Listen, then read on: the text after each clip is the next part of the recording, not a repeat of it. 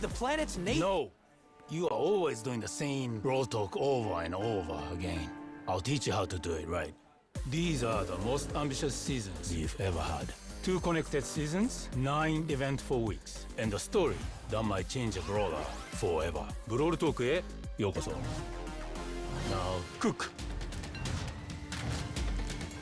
Time! Think there's something wrong with my noodles? The future is different. Danny from the future is right. This update is going to feel different. We are trying a new content concept where everything around the next 2 seasons will be connected. So brawlers, skins, new powers, rewards, and game modes will all be part of the same story. We are calling this story the Ramen Rebellion. Every week, something different will appear in the game, all linked to the progressive story told throughout the season. And one detail from the story could change based on what the community chooses. So let's start with the first part of the Ramen Rebellion. A new modern shop has just opened in front of Kenji's sushi restaurant, and there's something very shady and purple about this place. And they are responsible for producing the nano noodle, which quickly becomes the hottest spot in Star Park. The problem is that once brawlers eat them, they get some weird powers. The nano powers.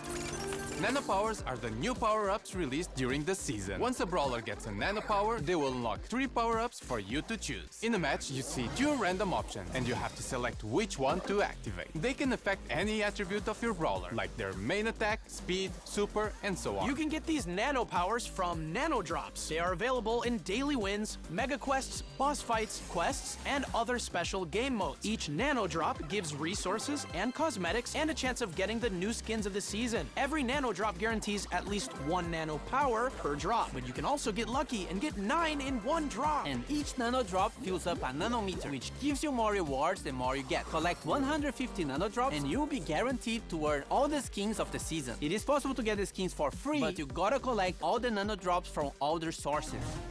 To be able to create something meaningful, you must seek inspiration. Like this? Nori is the newest legendary brawler, and he's Kenji and Kaze's child. To date, he's the first brawler who was actually born in Star Park, giving him unusual powers. His attacks are a bit more complex than Kenji's, but not as much as Kaz. He uses the fishing rod as a weapon, and his main attack has 3 different mechanics. If you just attack, he'll do a fishing rod slash. If you aim a little longer, he will throw a projectile that slashes through the target or pulls him towards a wall. And if you fully charge it, you can even jump over walls. Every time he hits an enemy brawler with his main attack, he catches a fish. These fishes are then used on his super attack, which makes Nori dive into water and do an area attack after a short delay. The more fish Nori has collected, the bigger and stronger his super attack will be. Nori will be released in July. Perfect cooking requires years of practice. Chat RT, cook me something delicious.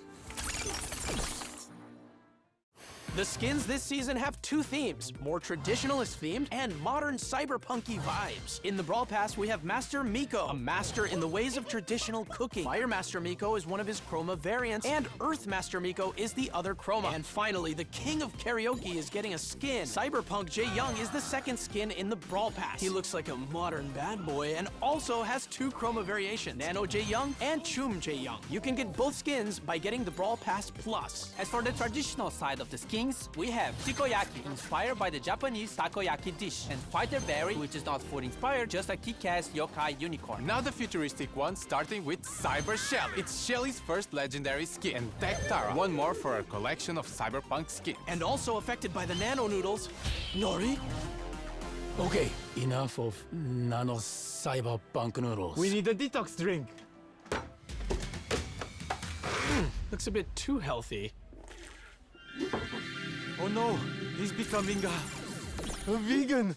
Now, the second part of the Ramen Rebellion story happens in the Wingstock season. Trying to get rid of all the toxic technology, we have Wendy, Wingstock skins, and a different take on the Nano Noodle power-up. First, we have Smoothies. They are very similar to the Nano Drop, so they will give you resources and the chance to get the Wingstock skins. However, they will give you Fusion instead of Nano powers. Okay, stay with me. This is a bit confusing. Fusions fuse 2 of your nano powers together. So instead of having to pick 1 before the match, you'll get 2 of them randomly, and their powers combined. Like if they were fusion. And don't forget the smoothie meter. The more smoothies you drink, the more rewards you get. And if you get enough smoothies throughout the season, you will get all the skins of the Windstock set. Whoa, speaking of skins. Windstock skins! In the Brawl Pass, we have Biotech Byron, which mixes high-tech with green energy. His two chroma variations are Unearthed Byron and Leaf Master Byron. As for the other Brawl Pass skin, we have Retro Future Rosa, with majestic hair that only the finest organic products could achieve. Her chroma variations are Renewables Rosa and Sci-Fi Rosa. As for the other skins of the set, we have Grizzled Kenji, which presents Kenji with a futuristic, older look. Energized Sprout, where he fully managed to optimize his photosynthesis production. Windstock Gray, which is definitely the most colorful skin Gray ever got. And Turbine Mo, a small machine with absolute zero carbon footprint. And lastly, Mega Mecha Meg, a hypercharged skin that will be part of an event happening during the Windstock season. It also has two chroma color variations. And leading this gang, we have Wendy. She was an engineer working for the Evil Corp Nanostar and saw how much they were damaging the environment. So she left to build Windstock. With all her knowledge, she managed to build a fully green energy, wind-powered ecosystem. As she supports nature, she also supports the Brawler. With her main attack, she fires a projectile that either damages the enemy or gives allies a shield. As for her super, she deploys the biggest shield you've ever seen in Brawl, and it'll absorb a percentage of the damage you and your teammates receive. Wendy is the brawler coming out in August. Now it's Buffy's, so be careful with those. Don't you worry, Chef. I know what I'm doing.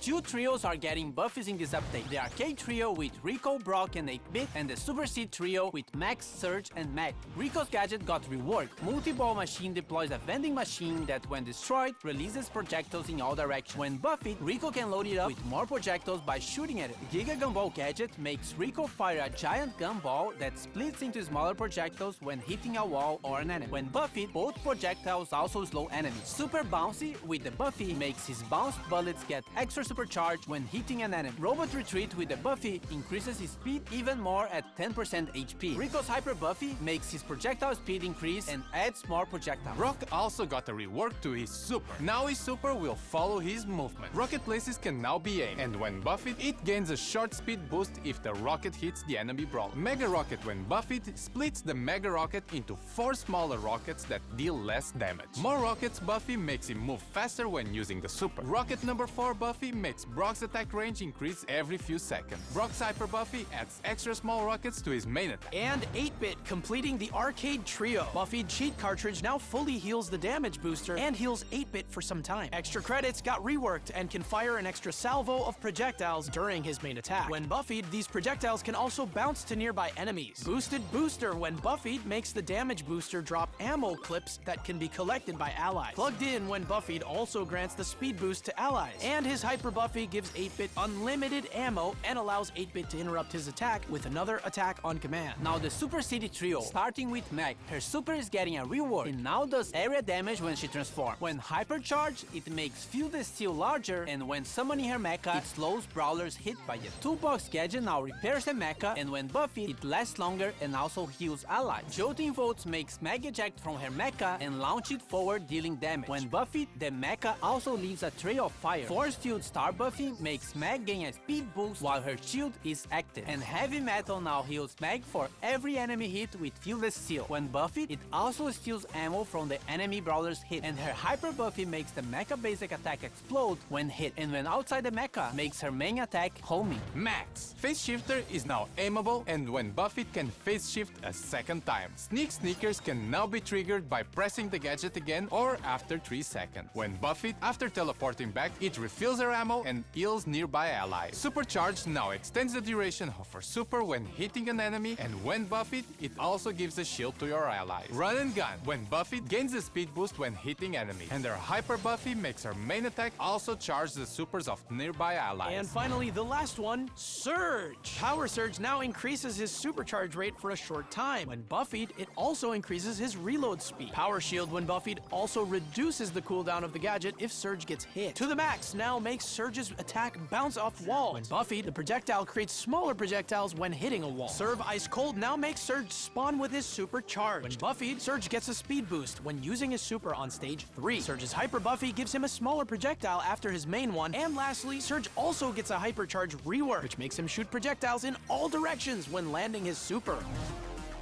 Is there something else? I have dessert. Let me taste it.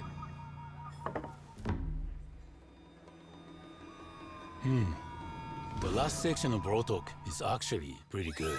We have a bunch of new game modes coming in this update during the Ramen Rebellion. Food Fight! A PvE cooking mode. Gather ingredients by destroying delivery bots and make those orders before the time runs out. Culinary Wars. A PvP version of the mode. It's pretty much the same idea, but there's an enemy team playing for the same goal. Whoever completes the orders first wins. We also have Mecha Guard, a PvE version of Payload. You have to deliver the payload to its destination, but bots will try to stop you at any cost. Resist until the payload is delivered, and you win. On the feature side, we have contests making a comeback, but also a new way to use your brawler in the Topple the Tower mode. This mode has a certain number of stages, and you have to beat them all to win.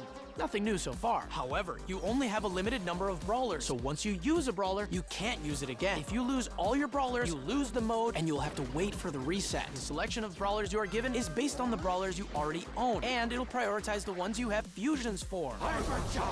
For Star Nova and Bolt, Star Nova becomes invulnerable when she dashes and has almost unlimited ammo, and Bolt destroys walls while his Hyper Super is active. More skins! Adidas Ash. The skin we teased previously in our collab with Adidas is now real. And the Pro Pass skin for Brock, Cyber Brock, which contains all the upgrades the Pro skin has. This will be included in the next Pro Pass season starting in August. Now, there's nothing else but this freebie.